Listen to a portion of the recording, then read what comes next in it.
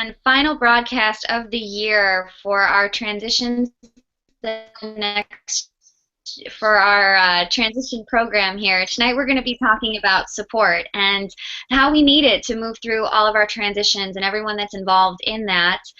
Just to kind of give you a recap of technology here, we have a video screen, which on the bottom corner there's like a little square box. You can click on that and make us full screen if you want to participate fully and engage in the program. If you want to chat with us live, we have our chat bar right next to the video player. Feel free to ask us any questions, comments, give us all of your feedback.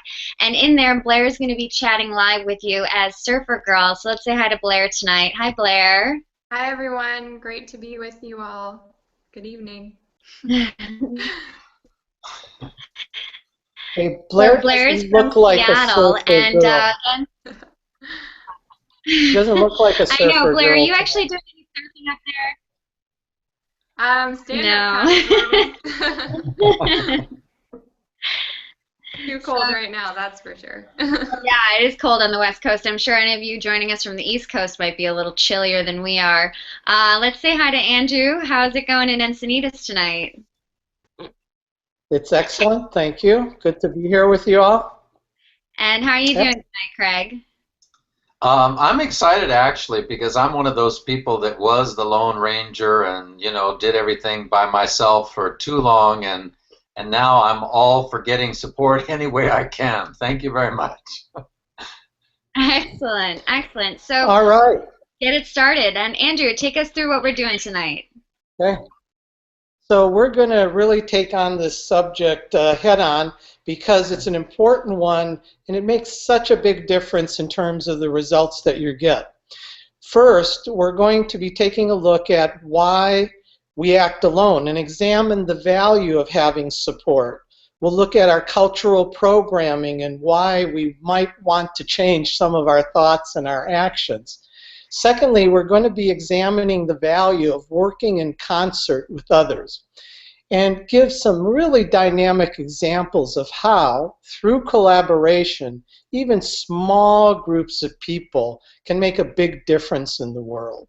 And third, we're going to provide some practical steps that you can take to start winning and sustaining support during your transitions or innovations. So be sure to take some notes because you can put this information to work right away, and these ideas can change your outcomes overnight, really. So Blair, let's talk about principles next. One of the 3 GAP-ZIP principles is that everything is connected. Everything in the universe affects everything else. Why? Because everything is part of one interconnected whole, and that all parts of the universe are really linked together and are always interchanging their influences. So nothing really happens in isolation. And you might doubt that everything is connected, but in a real pragmatic sense, if you take a look at a family with some kids and one of the kids gets sick, mom or dad, they might have to stay at home and not go to work. And that changes many things. Dad might have to cook that night, and mom might have to take the child to the doctor. So when you look at anything as a system in which everything is connected, you see this web and how the different people and functions impact each other on a daily basis. Yeah. Go ahead. Sorry to interrupt you, Andrew, but no. it even shows up in our language because in GAP-ZIP we have a really great book called The Contradictionary, and these are kind of explosive, intuitive definitions of many, many words, and one of them is we have defined the word others, and we define it as projections of separated self. And that sounds maybe philosophical, but in truth, intuitively, we know that we're all connected. We feel that. We understand that. You can call it empathy or intuitive understanding or some kind of connection. And it really reframes things when we're talking about support. But the challenge is when we're young, we're kind of self-centered, right? We grow up thinking about me and what I want, and even when we're teenagers, we're maybe not focused on authority figures like our parents and teachers. We focus on our peers, but we're still kind of needy. And you remember all those lyrics to all those love songs, you know, baby, I need your love, and it's all about need from another person. But as we mature, I think all of us slowly start to appreciate more and more that other people are like us, that we're there to help each other and serve each other and really, really connect. And so I think getting that concept in our heads of connection can really help us when we go through transition, because we don't have to do it alone. And I don't know that there's a whole lot in life that we have to do alone. Because, you know, when we're in transition, I think one of the most important things to appreciate is that it's going to affect everybody in our world. And when we try to innovate something new or make a shift in life, you know, it's like it's going to involve our family and our friends, and at work it's going to spill over onto other people. So whatever your intended innovation, you know, consider the input of those people and reach out to them, because they're stakeholders too. And go to them as early as possible to connect with them and get their support and their feedback, because you can save a lot of energy and resources. So if you could show this next slide, Blair, ask yourself, who are the people who have an interest in the outcome of the particular transition that you're working on right now? Who are those people? Your spouse, your partner, your kids and friends, because at work it might include your boss or your coworkers or, you know, customers, vendors, these kind of people here. And it's going to have a broader impact because we're dealing with a system here. Like Andrew said, it's all interconnected. That's a very powerful principle, because we don't exist alone. Although we don't think in those terms, because you can ask yourself, just fundamentally, do you consider yourself an individualist, or do you instinctively reach out and connect with other people? Because if you look at our past American heroes, there's that kind of cowboy mentality, and these are very isolated individuals, you know, who are, you know, they're strong-willed, but they're doing everything on their own, right? But you watch and see, because our collective culture is changing, and it has to, because now we face such huge global problems, you know, economically, militarily, and with fundamentalism and terrorism and global warming, that no individual is going to be able to fix that. And so we have to bond together and reach out and share resources, and that is what will happen, because it has to happen. So I'm very optimistic about that. But the more we're conscious of this connection, we start to think of how we can participate and make it easier for ourselves. And if you look at open source computer programs where everybody's giving their input, it's shared information, it's so inspiring. And if you think about crowdsourcing and crowdfunding programs like Kickstarter, that if you have a bright idea, you can get it funded. It's almost like miraculous. And think of all the user-generated content, because people want to participate, and we're moving into a we world, and I think it's fabulous. That's one of the things I'm excited about. Andrew? Yeah, the Dalai Lama said, our prime purpose in life is to help others. And if you can't help them, well, at least don't hurt them. And in our increasingly interconnected world, it's now, I think, more self-evident than ever that unless we really learn to live together, we're going to have some pretty big problems. And our relationship with each other is more important than ever. And that's why looking for support is critical.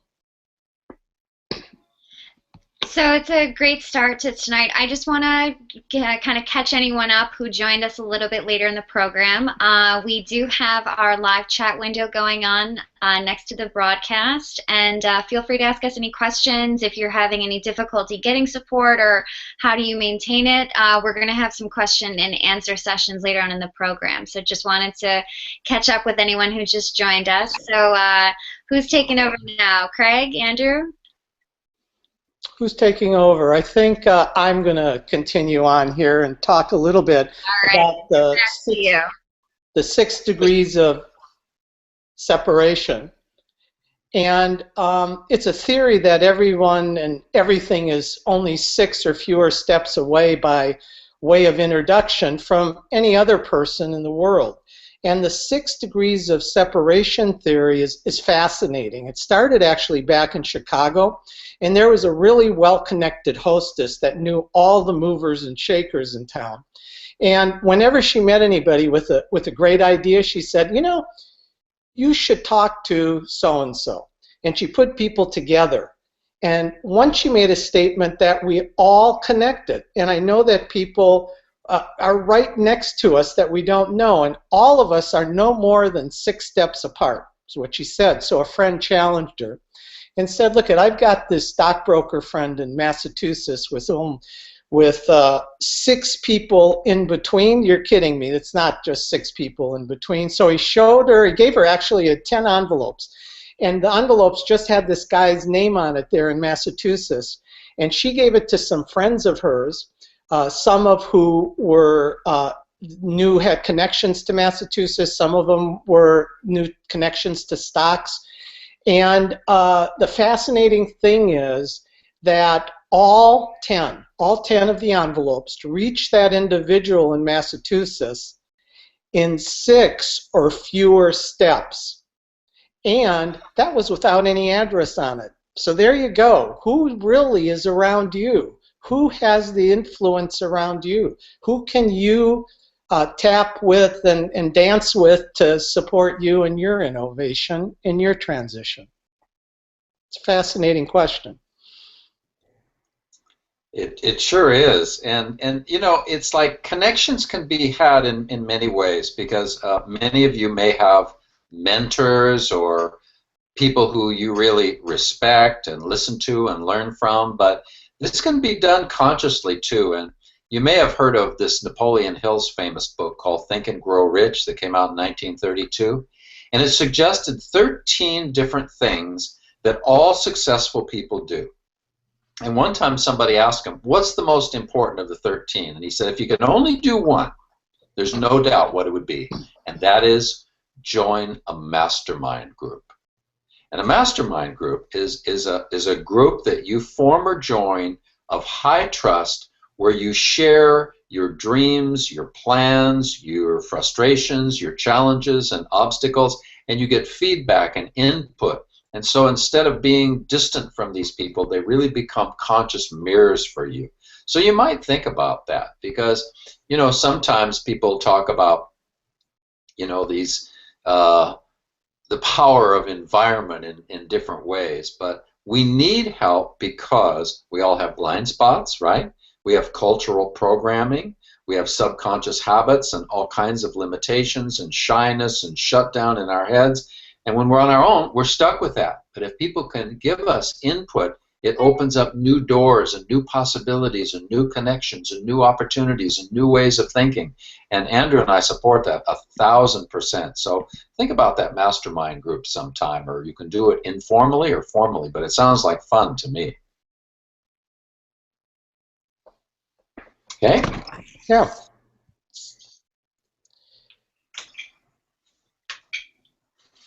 So when you guys are talking about this mastermind group, how do I go about creating one? Is this where we're getting into talking about networks and those around us, or? Yeah, Craig, how about talking about some personal network? You know, in these personal networks, I think that we all have friends, right? We all have business associates, and there was a guy I met a couple of years ago where I live here in Los Angeles, and his name is Keith Ferrazzi. And he wrote a very famous book now called Never Eat Alone. And he grew up in Pennsylvania, and he was a simple guy his father was a steel worker, but his father was always reaching out to dynamic people and connected people and powerful people to be able to help his son have better chances in life than he had had. And so he got his son through these connections into a prestigious high school. The kid Keith went on to Harvard, and now he's connected to the top CEOs and business people and politicians all over the world. And he does it out of service. He does it because he likes helping people get results or move forward. And so he's one of these connector type people, like Andrew was talking about this gal in Chicago. And it's like, even if you're, you know, a little shy about that, you know, it's like sometimes push yourself, because you can form groups informally or formally. It may be one-on-one, but if you get 2 or 3 people and you start bouncing ideas off of each other, there's no knowing where that can end, because you might have heard it said that you are the average of the 5 people you're around the most. And I remember the first time I heard that, and I thought, you know, that's probably true, because environment is pretty powerful. And then instantly I thought to myself, yep, I need to swap out a couple of people. And I did, because I could see that some people were holding me back. They were kind of like energy vampires or drags, and I'd been nice to them, and I didn't have enough time in my day to be nice to just everybody. I really needed to surround myself with those people that were headed in the direction I was going. And so that group dynamic is always very important. So maybe make a list of the 5 people that you're around the most, and maybe it's time for you too to swap out a couple.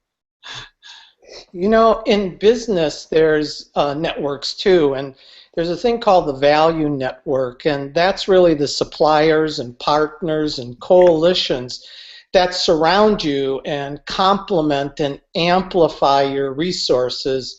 That's who makes up your value network. And how effectively are you really at using those people who are around you? What opportunities might be available to you if you could borrow some of their assets and competencies? You know, what would happen if you really tapped into and supported each other? So if we could use those skills of those connectors who we're around and leverage those limited resources that we have through their resources, then we're really starting to build something that's a powerful force here. So, Craig, tell us about, though, this MAD group that is a great example of how a small group of people can make a significant difference in the world. I remember, Andrew, years ago reading a quote from this Margaret Mead that wrote this famous book, The Silent Spring. And she said, never doubt for a moment that a small group of highly committed people can change everything in the world. And she said, indeed, that's the only way it's ever happened. Because you look at even solo individuals, and there was a woman named Becky Brown, and in 1979, her child was killed in an automobile accident, and he was hit by a 19-year-old drunk driver. And so she channeled her grief and all of her energy into trying to blot out this terrible kind of phenomenon of drunk driving, and really raising the penalties and getting people to be more conscious and monitoring blood levels, which wasn't done in the old days. And now I think people are much more responsible about drinking and driving because of this one woman and her loss. And she took that into proactivity. Instead of being bitter, she channeled it into real innovation. And she started connecting with people, building coalitions, and that's what we're going to be talking about tonight. So no matter who you are, or what your agenda may be, or what transition you're in, you can have enormous influence, but you can amplify that if you're not on your own, because just like this woman has saved thousands of lives through the years through this legislation, what do you want to do? What is your purpose in life? What are you excited about? You know, there's no limitations. You know, when working in businesses, for the last 30 years, I came to recognize that there's this thing called, that I call Alexander's Thirds, and it's actually that the people around you can be divided into 3 groups, and each of these groups reacts differently to what it is that you're doing, your innovation or the transition that you're going through. And it's really valuable to know that there are these 3 groups, because you communicate with these groups differently. You look to them for different outcomes, and you look to them to help you in different ways. So, Craig, tell us about what you do when you're talking to the group of people who welcome the change that you're in. Well, actually, Andrew taught me this about 30 years ago. We've known each other 30 years this year, and so I brought him into the organization where I was a monk, and he and his wife helped us be more efficient and effective. And this was one of the things that really struck in my mind at that time, because there's a third of the people that when you bring something new forward, a third of those people are going to welcome that idea, and they're going to support it, and they're going to jump on board. And probably a third of the people there in the middle, they'll comply, but not fully supported. They're not completely gung-ho, but they'll go along.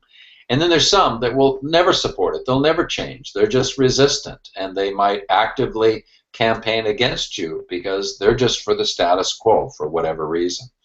And so there's a couple strategies here, and I'm just going to highlight one so we can move through this fast. But for this first group who welcome the idea of change, involve them early. Talk to them. Invite their input. Really reach out to them and ask for their support early on before you really announce this publicly. And for the second group, those kind of in the middle, they're waffling back and forth, communicate with them often. Keep them in the loop. Keep sending them emails. Keep them feeling involved and connected to the project that you're pushing forward. And to this last group here, who are never going to support it, your basic purpose is to not have them actively work against you or undermine it, right? So to them, talk about the benefits. Find out if there are positive takeaways for them. Try to really be creative and in very subtle ways. Just try to, let them know this is not the end of the world and there may be some good in it all. But communicating and having strategies with all three groups will really help you if you're in a group dynamic like this. I imagine that some of you are frantically trying to write down what was just on the screen, but you needn't worry about that because tomorrow you're going to receive a link to this web page where you can view this presentation and take it slowly and take whatever notes that you want and look at it again if you wanted to, or skip ahead to this portion if this is what you'd like to pull out of it. So you'll be getting an email from us letting you know that that's up and viewable. Let's just talk a little bit more about communication, because this is the key in any transition and any innovation that you're involved in.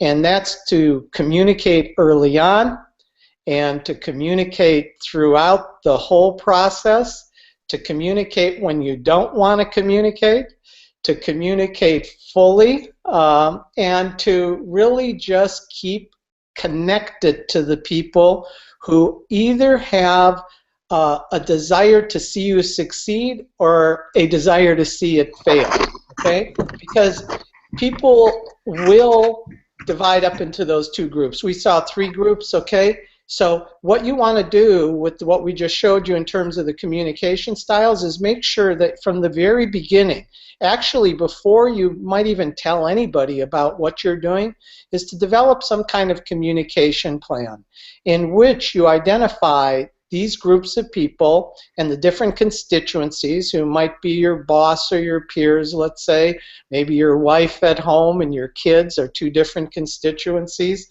and really develop a plan of why you want to communicate with those people and how you want to communicate with these people and what you want to communicate and how you're going to communicate and when you're going to communicate, so that you're actually ahead of their considerations and their concerns. And this really helps the transition move along so much more quickly and with a lot less stress. So let's take a few questions from those of you who are viewing tonight. Thanks. So we've covered a good amount of content so far, and I know there's some activity going on in the chat window. And Blair, if we can get you part of us, you can help us see what's going on in those chats. Blair, I'm going to wait for you to unmute yourself. All right, here she goes. Hi, Blair. Hi, everyone. So it seems like people are in accordance that it takes collaboration to make a difference in the world, excuse me, especially with large groups of people pulling in the same direction. So thank you for your comments. And yeah, you know, communication is a really great topic. And since we all work remotely, it's key in our business, most definitely, and something that I personally struggle with. So I always learn a lot from you, Andrew and Craig, when you cover this topic. So Thanks, Thanks. Claire. Yeah, and one thing I really saw in the chats that was great was someone mentioned that they have found that sometimes the most unlikely people have the gems of hidden wisdom, which is really true. And I know, Craig, you speak to this. You never know who you're going to talk to. No, I really do, Justine, and I've always had this in the back of my head. I've always somehow been aware of the fact that everybody knows something important that I don't know.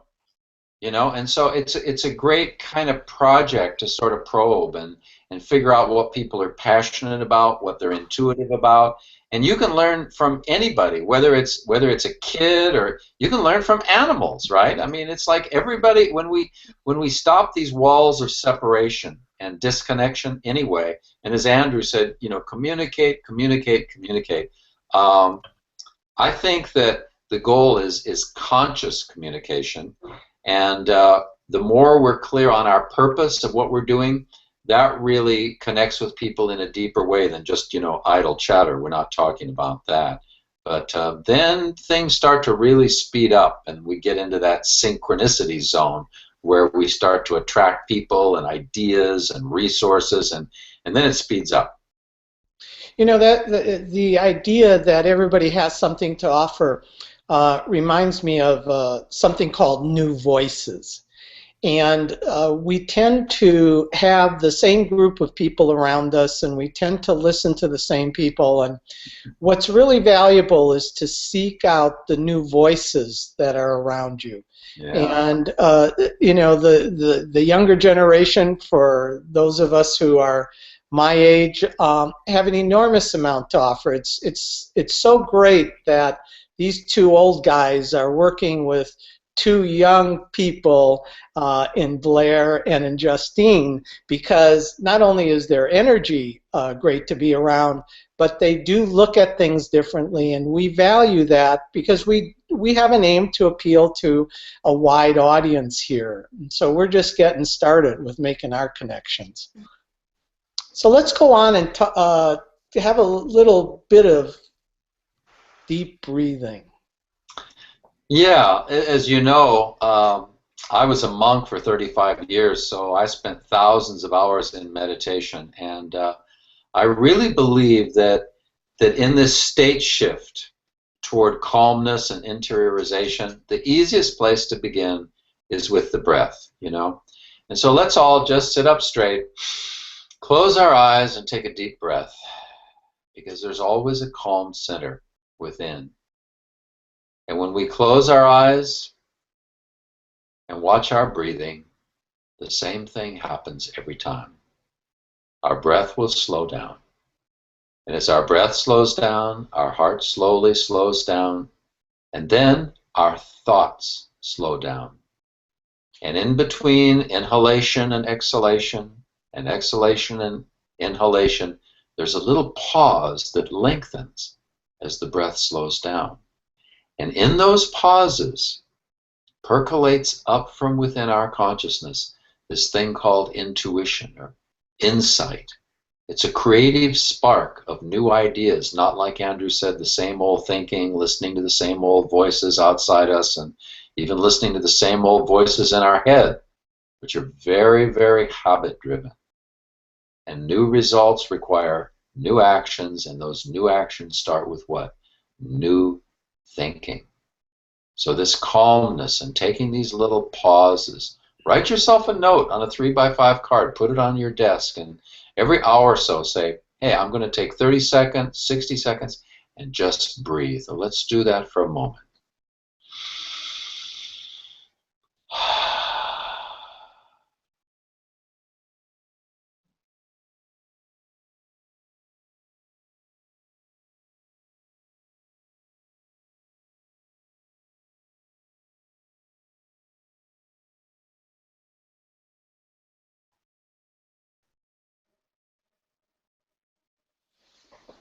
It always amazes me how just a few seconds of that shifts everything. It's just like going outside and looking up at the night sky. You see those stars and your perspective changes instantly, doesn't it? Same thing with the breath. Again, we're not alone. Okie doke. All right, let's move on and talk now about 4 strategies to win and sustain support. When I was working with Exxon, which I did for about 8 years, they asked me to put together a strategy for innovation activists in their organization. And so that these people could understand what it took in order to have a seed of an idea and win support for that idea and continue with that idea until it really became a reality. And so we put together this strategy, and I believe it's still used today in the organization. So let's look at the 4 strategies to win and sustain the support. First strategy is that you want to write a compelling case for change. The second strategy is very much about building a coalition of like-minded people. The third strategy is to win small, win early, and win often. And the fourth strategy is to enroll leadership, if you would, into what it is that you want to have happening. So let's look at writing a compelling case. Because when in transition or leading an innovation initiative, you want to do is develop a forceful message that the change is essential. And here are 3 tests for a compelling case. They're gripping, coherent, and realistic. So let's look at gripping, and what really do we mean by gripping? So the case for change has to be dramatic and persuasive to capture people's imagination and ignite a sense of possibility in them. It expresses why people should care. By appealing to their values and to their dreams, it paints a vivid picture, and it answers these questions here. So what is changing in the world, and what opportunities does that change make possible, and what is the cost of inaction? And so these questions right here are core to you building a compelling case. But let's look at number 2, which is coherency. And the case has to be concise and comprehensible and consistent. It has to be really understood by everyone, and all the pieces need to fit together. And the third test of a compelling case is that it's realistic. It's based on impeccable data. It's supported by evidence and historical examples and trends. You want to make it so that people really believe that this is possible, that it's going to happen. You create this picture in their mind where they haven't been thinking before. And so if you make your case gripping and coherent and realistic, when you get people's attention, they'll want to listen more fully. Let's look at number 2 here in terms of strategies to win and sustain support.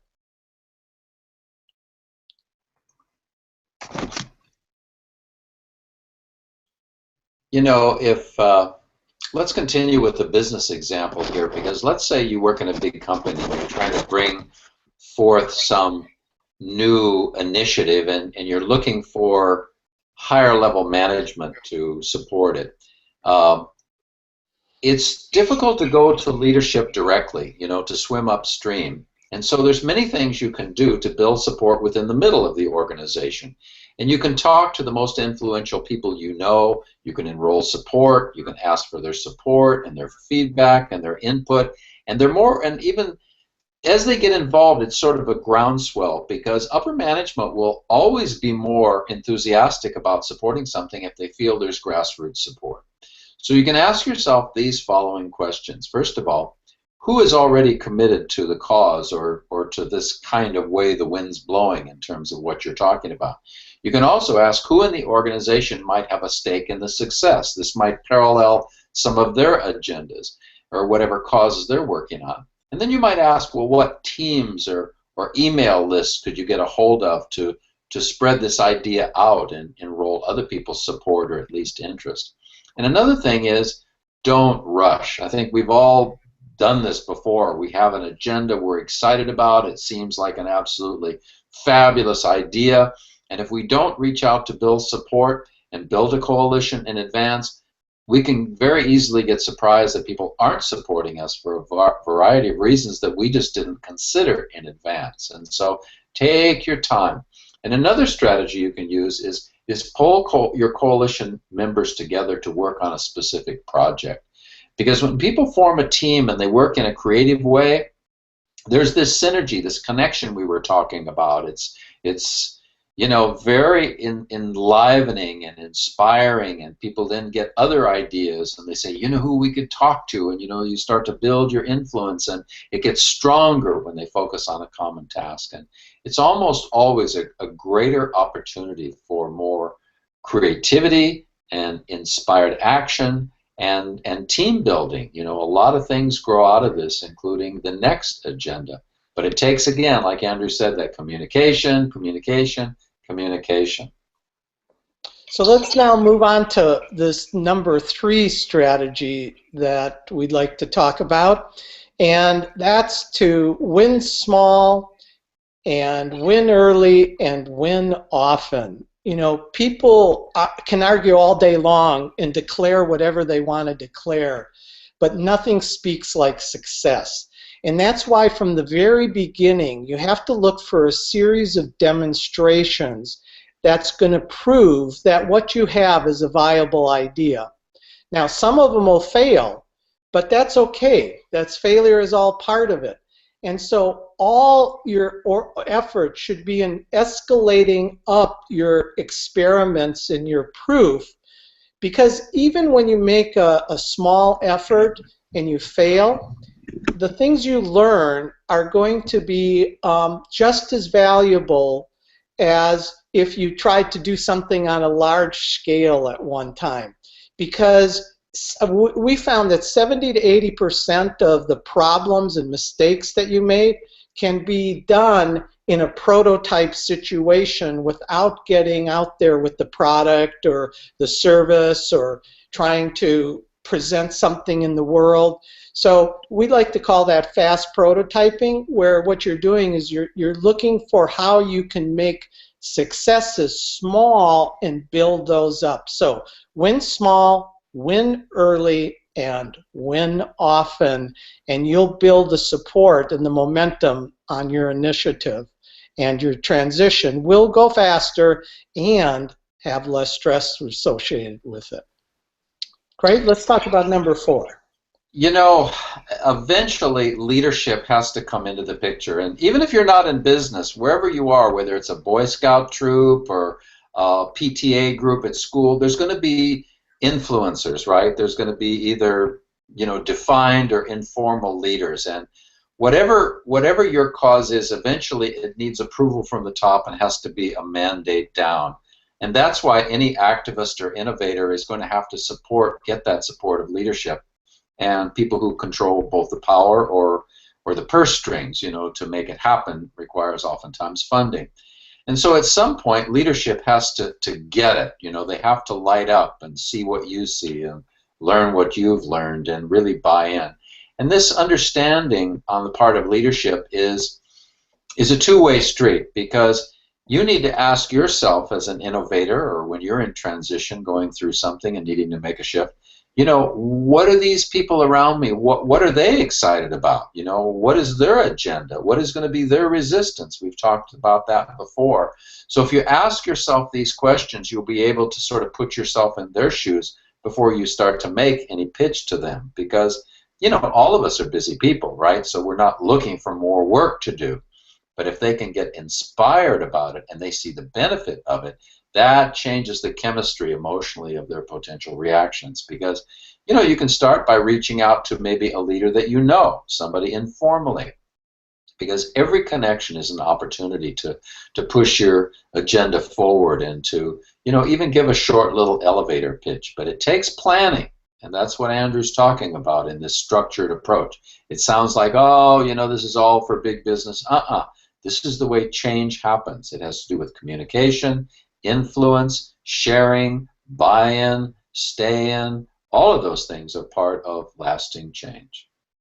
When Craig and I got together and wanted to form what has become known as GAPSIP, we had this two words that we talked about a lot, and that's conscious action.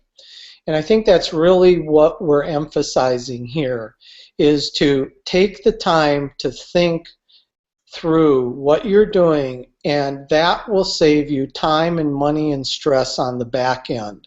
And we're not talking about, you know, analysis paralysis or anything, but thinking leads to action, leads to results. And that's another one of the core principles in GAPSIP. And it's so true when it comes to you going through a transition and, you know, you doing an innovation. Because in transition, we tend to think, you know, we're just kind of bouncing along on the sea. And that's not really the case. There's times in transition where you want to sit back and surrender, if you would, and relax and just discover things about yourself. But if there's conscious action involved, the likelihood is that you're going to get to where you want to go faster, cheaper, and more effectively, produce the results that you want more likely. So questions from the group? Yeah, let's check in with Blair again and see what's going on in the chat. Do we have any people who have any guidance requests from Andrew and Craig here? Yeah, actually, we've been talking a bit about working remotely and staying in communication, and we do have a question about how to best keep in contact with each other. I suggested planning ahead, but Andrew and Craig, if you want to answer that question, that would be great. Well, let me say one thing first, Andrew. Certainly want to hear from you, but you know, one thing is everybody has a little different communication style. And Andrew was talking earlier about the age difference between he and I and Blair and Justine. And, you know, younger people may like texting. Certain people are open to emails. Certain people like direct face-to-face, having coffee with people. So it's, I think, understanding how each other's minds work and finding the right time. You know, I mean, don't call somebody up on Monday morning when they're just showing up in their office and plowing through emails and there's a stack of to-dos. So I think it's a lot of planning first about styles of communication. But then the second thing is keeping a commitment to keep in touch. And Andrew and I are regularly scheduling follow-up meetings with individuals, keeping things cooking. Don't let sort of gaps show up, because that's what we're all about, is closing that distance between where we are and where we want to go. And the other thing is keeping the communication about purpose. We go back to this again and again because this is the first question that we ask in the ZIP thinking cycle, you know, is what is the purpose? What is the ideal future of our initiative or our common ground or what this conversation's about? And focusing it on those two questions as a starting point gives a kind of agenda and allows us to be efficient in the conversation rather than just yak, yak, yak. I just want to add one thing to this, which Craig just said, and that is that I think that the availability of face-to-face communication is really easily accessible today through Skype, through GoToMeeting, and I think it really makes a difference when you can see the other person. And having said that, though, I want to share something that I felt yesterday, and that's how much I miss Blair, because Blair used to live down here, and we got together 2 or 3 times a week. And it's just when we were saying goodbye last night and we were seeing each other, I realized that I really miss her. So I don't think that there's really any substitute for being with people in a personal setting. In fact, that's why in our transitions program, our online program, we added real live experiences so you could be with each other and be with Craig and I. Let's cover the ZIP tips, and then Justine has some things to share with you about all that. So when it comes to the zip tips, there's really three things that we want to suggest. Don't be the Lone Ranger, okay? There are two main reasons for this. First, it takes too much time and energy, and second, your results will be limited by your personal resources that you have. Secondly, seek support early on in your transition or your innovation. Don't wait to encounter obstacles or resistance. When you first start to plan your innovation, think about the big picture. Ask yourself, who will be impacted by this? Who might benefit from this? Who might be negatively affected by this? Who will resist this? You know, just all those questions so you can surface who you have to communicate with when. And third, use the 4 strategies we outlined to win support. You may be shy at the beginning, but when you reach out, if you've done your planning, if you've done like building that compelling case, you'll make the connections and bring in the coalition so that you can win a small and win early and win often, and that'll build the support of the people who have the real influence in the environment, which might be your husband or wife. So. Thanks, Andrew. So we covered a lot tonight. If you have more questions or comments, by all means, watch the replay, leave comments on the page for us. We'll give you some contact information for all of us here tonight. But just to kind of give you guys a little bit more about what we do here at GAPSIP, we've been talking about support from the beginning and how important it really is. And at GAPSIP, we are constantly looking for ways to support our community, which is why we developed our online high-touch program, Transitions the Next You. And what that does is it really serves as a guide for you to take the next steps forward in your transitions. And we felt that there was a real need for that, for people to experience what it was to move forward in their next steps. And we make the online learning experience really simple and fun, and we're totally engaging, and there's stories and webinars every week. So we wanted to give you a little bit of taste of all of this. So I'm going to bring up our program here tonight, and Craig and I are going to take you a walkthrough here. So Craig, why don't you get us started? Yeah, is that up on the main screen now? Yeah, yep, we're still seeing zip tips. Are you? Okay. Well, let me refresh ourselves here. We love technology at GAPSIP. Here we go. Are we good now? Nope. We'll let you know when it shows up. Okay. Well, just while we're waiting to get this going here, you know, the online learning program that we created is a 24-week program, and it's completely interactive. So I'm showing it actually on the screen now. You guys can see me? No, no. Yeah, you want to be, Andrew, look at Justine's screen, not at my screen. Ah. New technology. Shucks. Okay, okay. I can see it now. Sorry, you probably saw it all along. No worries, Okay. Craig. So, Craig, tell us a Yeah, little well, bit this is about what we're seeing. yeah, this is the home page, and this program has really become sort of I don't even know how to describe it. It's so dynamic. There you see at the top. It's called Transitions the Next You, and it's designed for anyone who wants to move ahead with either personal or professional goals that they're looking for, because they're in transition. They have goals both inwardly.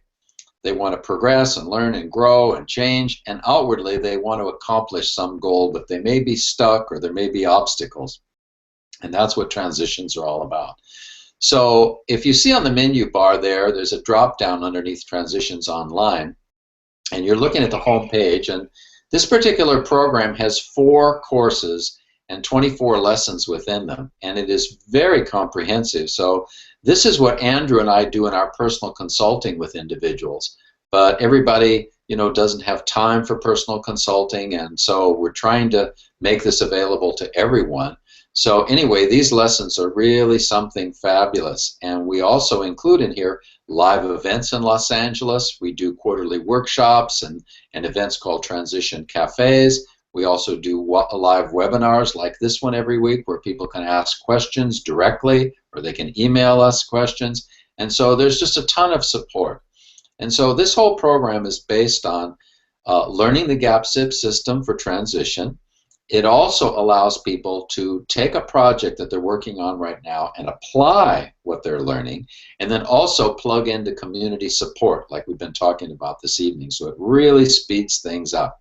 Now down below you'll see some icons there, and that talks about the program orientation, and Blair's made these great instructional videos because some people are new to online learning. So you can click on any of those videos and she shows you her screen and how to do just about everything. So that's a great little education. There's a syllabus of all the program, and then there's many help features where you can get in touch with Blair or Justine or myself. And then down below that is a little description of all 4 courses. And the first is called The Science of Transition. And this is the beginning to how transitions work, the 3 stages of transition, why we resist transition, really important information that we should have learned in school. And the second course is the core skills. And this is the world inside your head, and we get into courage and creativity and intuition and openness. Spend a week on each of those. And then course 3 is where you plug into working your project. And that's the thinking process for transition. So this is the application phase where you really start to make progress with what you're working on at the time. And then finally is the navigation tools for transition, which has to do with environment, getting that support, really understanding how that's going to influence your results. Now below this on the home page you can see this month's featured participant is Justine Ferrara.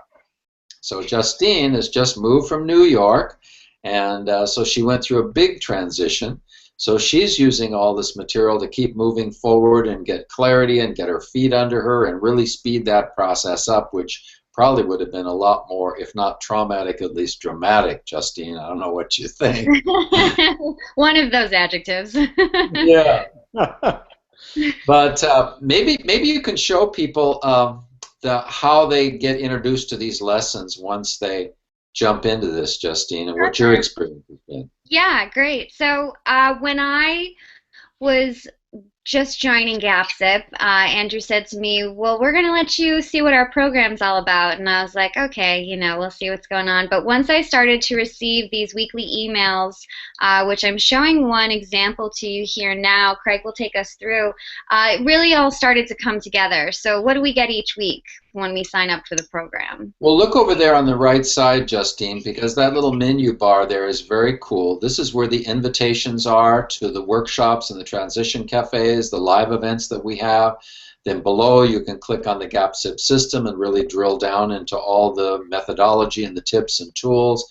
There's the syllabus and the instructional videos again. And then that little icon there is where you go into the weekly webinars. And there's really cool people. It's very interactive. It's lots of fun. So you can ask direct questions or email them in advance. So let's go into one lesson and open that up if you can. So yeah, this is the finance, but let me share with you one of the first experiences that I had when I started taking the online program, and that's going to be taking us into the very first lesson, the Introduction to Transition. So we all got to start from the beginning sometimes. Well, you know, Andrew and I realized early on that people like learning directly, like Andrew was talking about face-to-face meetings. So we have every lesson begin with a 3 or 5 minute video of Andrew and I, and we really dig in very personally. So as I said, this is exactly how we talk to people in our personal consulting sessions. So anybody who participates in this program is going to learn everything and directly from Andrew and I. So we start by watching that video there on the left. And there's some great music. That's my favorite part. You'll meet Christine on there, who introduces us, and she's part of GAPSIP too. She lives in Amsterdam. And then after you watch the video, you go into that interactive presentation on the right. And if you want to click on that, then we'll come back to those little support icons on the bottom. But this lesson here is, Andrew and I have built this around the latest understanding of how people learn. And I don't know, what was your reaction when you first jumped in, Justine? I have to say, when I first got into these lessons, I thought, wow, there's a lot of content here. How am I going to be able to even begin to know where to start? But they really took me through every step that I needed to experience in order to move through my transition. And I was going through many transitions. So it's really fully encompassing, I think, was the greatest part. Well, Andrew and I, we had a number of primary goals in this. One was to make it easy and fun. One was to make it interactive, because that's how learning takes place. It's not a one-way street. And the other was to use different parts of the brain. So we have a lot of dynamic visuals, there's quizzes, there's journaling exercises. As I said, we have those little meditations, and there's lots going on. So it's really dynamic. This is not how we learned in school. We sure should have. But like, this is an agenda for this particular lesson. It will tell you what the benefits are going to be. And these are the slides you see on the right. And if you click on that Notes tab there, Justine, you'll see the text for everything we're saying comes up. So you can capture that information if you want to take notes, if you want to review it, you can do that. And then all of these lessons are downloadable. So they're MP3s that you can click on, put it on your iPod, listen to it again in your car. And so it's a very comprehensive program. Did you have any questions when you first started, or did it kind of make sense to you from the get-go, Justine? It definitely made sense. I think the journaling exercises were what really helped me kind of get into the flow of everything, really learning how to put my knowledge to use. And Blair was totally there to support me when I, forgot my password or anything like that. So that was a big help.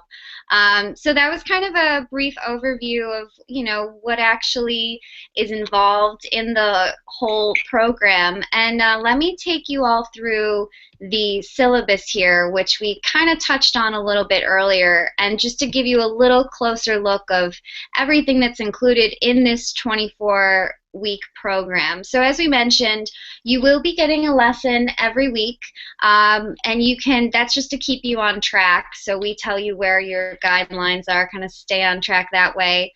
The course one, the science of transition, we just took you through a little bit of the introduction to the transition.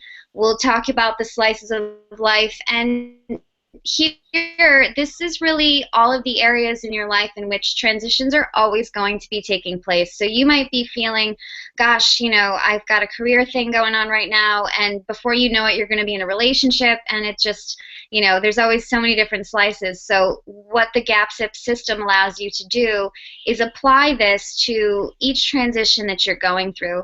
And we take you through it from the very beginning. The core skills starts out with your principles and what means the most to you. We talk about an overview of all of these different lessons, having creativity, and everything that you need from intuition to courage. And we have a brand new lesson on identity, which is a really fantastic lesson to help you. The thinking process for transition in course 3 starts you out with what we call the zip cycle. And this is going to really help you get moving through measuring your gaps, visualizing your future, and taking the next steps and making your projects real and make them really happen for you, because that's what it's all about. And course 4, the navigation tools, starts out with the zip context overview, which is everything that surrounds our outer environment. And we talked about support tonight, and that really hits everything in this yellow circle here. That's going to talk about the people around you. We talked about the stakeholders and building a coalition. We talk about the structure, the process, the technology, and finally finance, because that's always an important consideration. And this full program, which also is including a consultation session with Andrew and Craig, we have the live weekly webinars, and what we also really started to include, really building on this great community that we have, is making sure that you all stay engaged with each other. We have buddies that help you kind of stay on track, and they help you to really make sure that you're staying on top of what your goals are. Blair's always there to support you all. And Blair, why don't you put up a link to the enrollment page for everyone if they're really excited. I'm going to put up my information here for everyone on the screen. You watched a little bit about everything that we've been talking about from the beginning. Those of you who are with us from the very first broadcast that we did, we talked about everything that includes the system. My email is up on the screen, my phone number. Feel free to reach out to me with any questions, comments, if you have any issues with replays. We are really here to support you, and we're really excited about this new program.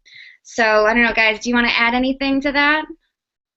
I know when we have young people come to our programs like this, sometimes they really do have a little anger, and many people have said, why aren't they teaching us this in school? Because it's so foundational. This is really like the building blocks of success. And I remember this one guy said, I finally know who I am, what I want, and at last, how to get it. And I thought, wow, that's what it takes, isn't it? It's about who I am, my identity, and getting clarity of purpose on what I want, and then having the tools and the support and the methodology to go out and achieve those kind of results. And Andrew and I are thrilled to be a part of supporting that for anybody that we can.